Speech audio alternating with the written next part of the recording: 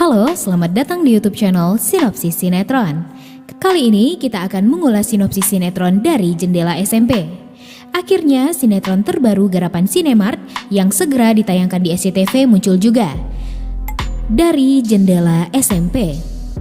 Sinetron dari Jendela SMP ini diangkat dari novel karya Mirawe yang berjudul sama.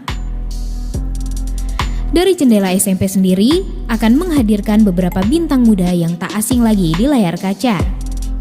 Di antaranya Sandrina Michelle sebagai Wulan, Raybong sebagai Joko, Emiliano Cortizo sebagai Gino, Keisha Alvaro sebagai Roni, dan pemeran lainnya seperti Jeff Nathaniel, Ryan Shahrasha, Fajar Galih, Akila Kalista, dan Ratu Sofia. Sinopsis dari Jendela SMP. Joko yang diperankan oleh Raybong hidup bersama ibunya yang merupakan pembantu di sebuah SMP swasta. Hidupnya sulit dari segi ekonomi. Hal itu membuatnya sering menjadi bahan olok-olok teman-teman sekelasnya dan sering dijuluki sebagai JAB, yaitu Joko Anak Babu. Meski begitu, Joko tetap menerima hinaan itu dengan prestasi yang bagus melampaui teman-teman sekolahnya. Di sisi lain, sosok Wulan yang diperankan oleh Sandrina Michelle, teman sekelas Joko yang cantik, rajin, dan pintar. Wulan merupakan ketua kelas. Sebagai ketua kelas, kala itu Wulan mencoba melerai perkelahian Gino yang diperankan oleh Emiliano Cortizo dan Joko. Namun, justru menjadi sasaran nyasar tinju Gino. Saat itulah Joko mulai menyadari kehadiran Wulan dan mulai merasa bahwa hidupnya tidak cukup hanya diisi dengan dirinya sendiri dan ibunya. Sangat menarik ya? Kemudian tanpa disadari, Joko mulai pendekatan dengan Wulan. Selain selalu berusaha bertemu dengan Wulan, ia juga bersurat-suratan. Joko pun mengajak Wulan bertemu di halaman sekolah setelah sekolah bubar. Wulan menggunting kuku Joko karena tidak tahu apa yang harus dilakukan setelah bertemu dalam keadaan tersipu malu. Kemudian Joko mengantar pulang Wulan naik beca. 3 kali melalui jalanan yang sama lantaran tidak ingin berpisah. Mereka juga saling tukar cincin di mana Joko memberikan cincin pemberian ibunya kepada Wulan yang cuma bisa muat di jari tengah karena kebesaran.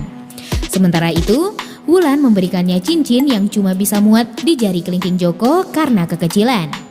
Untuk merayakan acara tukar cincin, mereka memutuskan nonton film di bioskop. Tapi karena Wulan tidak bisa keluar rumah, Joko harus menunggu berjam-jam, basah kehujanan, dan sampai sakit. Akibatnya, Joko marah dan ingin putus. Setelah lulus SMP, ibu Joko ingin anak satu-satunya itu lanjutkan sekolahnya ke SMA. Ia memang bermaksud membuat anaknya berhasil, punya titel, pangkat, dan kaya raya. Pak Prapto sudah memutuskan agar membantu kalau Joko lulus tes masuk SMA. Tapi dalam hati kecil Joko, ia ingin bekerja untuk membantu ibunya. Apalagi setelah masa-masa ujian, Joko telah bekerja membantu Bang Ucok di bengkelnya. Joko memang mengagumi Pak Prapto sejak kecil dan semakin bertambah ketika laki-laki itu membelanya saat terjadi perkelahian dengan Gino. Tapi Joko tidak ingin hidupnya sepenuhnya tergantung pada uluran tangan Pak Prapto. Di saat Wulan berulang tahun, Joko diolok-olok, dihina teman-temannya, serta tidak mempunyai uang untuk membelikan hadiah kepada Wulan. Hal tersebut masih bisa ditanggung oleh Joko. Namun, pada hari pengumuman kelulusan SMP, saat terjadi keributan di sekolah, dan seolah takdir sudah menentukan saatnya, Joko mendapatkan pukulan berat. Ia mengetahui jati diri ayahnya. Laki-laki itu ternyata belum meninggal, dan ia adalah anak haram sekaligus anak gelap. Lama merindukan limpahan kasih sayang seorang ayah, ia menemukan ternyata ayahnya seorang laki-laki yang tega membiarkan dirinya dan ibunya menderita demi mempertahankan reputasinya.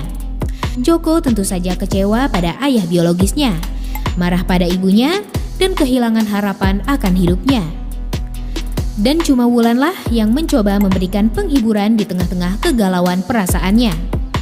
Di tengah kesunyian pondok tempat tinggal Joko dan ibunya, ketika kegelapan malam mulai menyapa, saat mereka berpelukan, saling membelai dan membagi duka, mereka melakukan hal terlarang. Tanpa mereka sadari, mereka telah melompat keluar dari jendela SMP dan langsung menginjak alam dewasa yang seharusnya belum boleh mereka masuki. Semenjak itu, semua yang manis, semua yang lucu, dan menggemaskan dari dunia remaja mereka direnggut. Prahara pun menghantam menciptakan duka, cita, ketakutan, dan rasa malu.